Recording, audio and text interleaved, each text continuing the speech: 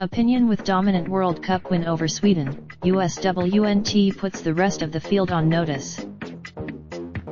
Le Havre, France. If they weren't already, the teams left in the World Cup are now on notice.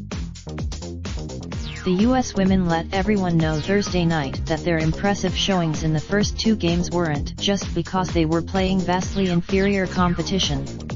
With a definitive 2, there is no question that any team that wants to lift the trophy July 7th is going to have to go through the US to do it. And that includes host France.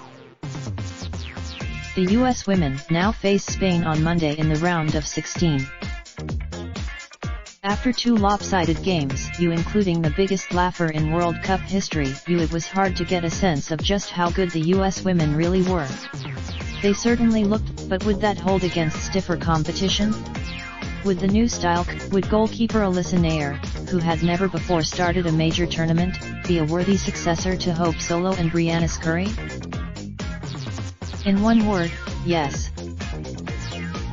To all of those questions. Sweden is a veteran and organized team.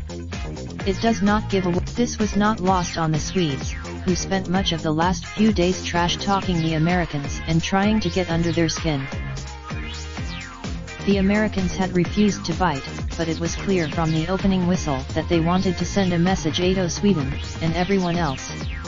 They've been the best team. 3 minutes into the game, the US was awarded its first corner kick. Megan Rapinoe's, it was the fastest goal scored so far in the tournament. The US dominated possession and had several good chances but couldn't convert. Until the 50th, Sweden, meanwhile, finally gave Nair the test she hadn't gotten in either of the first two games, and she passed it easily. She made several there were also a couple of other scrums in front of the goal that she navigated cleanly, and she didn't seem to be unnerved by the Swedish attackers who ran at her when she was trying to send the ball into the midfield. Most impressive, however, was the overall style the US had.